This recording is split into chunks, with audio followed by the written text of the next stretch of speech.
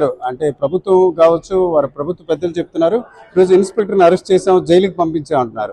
అయినప్పుడు కూడా ఎందుకు మీరు సాటిస్ఫై అవ్వట్లేదు? ఒకటండి, అంటే ఇది ఒక మనిషిని కస్టడీలోకి తీసుకొని చంపేసి ఆయన బూడిద చేయడం అనేటువంటిది ఒక మనిషి వల్ల సాధ్యం కాదు. అందులోని ఒక సిఐ స్థాయి అధికారి ఈ అంటే బహుశా చనిపోయిన తర్వాత డెఫినెట్ గా వాళ్ళ పై ఆఫీసర్స్ చెప్పుంటాడు ఏం చేయాలి ఏంటి అని అడుగుంటాడు. డెఫినెట్ గా పై ఆఫీసర్స్ నోటీసులు లేకుండా ఇది జరిగి ఉంటుంది అని చెప్పి నేనైతే అనుకోవట్లేదు, ప్రజలు కూడా అనుకోవట్లేదు.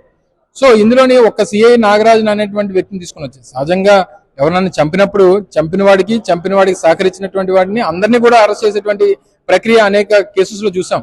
సిఏ ఒక్కడే చంపేసి, సిఏ ఒక్కడే ఎత్తుకుపోయి, సిఏ ఒక్కడే అగ్గిపెట్టేసి, సిఏ ఒక్కడే బూడిద చేసేటువంటి నమ్మేటువంటి పరిస్థితి లేదు.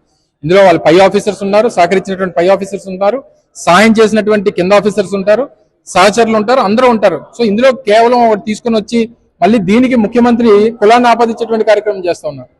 చంపినవాడు కాపే, సచ్చినవాడు కాపే అనేటువంటి మాట అసలు దేనికి వచ్చింది? అసలు వ్యవస్థలో జరిగినటువంటి పొరపాటుని తిరిగి తీసుకుని వచ్చి నువ్వు కులాన్ని ఆపాదించేటువంటి కార్యక్రమం ముఖ్యమంత్రి ఎందుకు చేస్తా ఉన్నారు?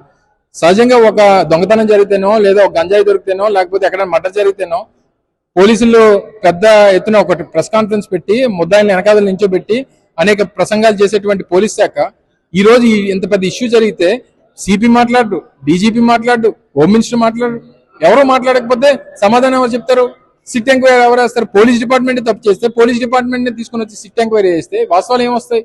అందుకనే వైఎస్ఆర్ కాంగ్రెస్ పార్టీ ఇందులో అనేక కోణాలు ఉన్నాయి, దీని మీద పెద్ద ఎత్తున విచారణ జరగాలి, దీని సిబిఐ ఎంక్వైరీ జరిగితే తప్ప వాస్తవాలు బయటకు రావనేటువంటి మా అభిప్రాయం.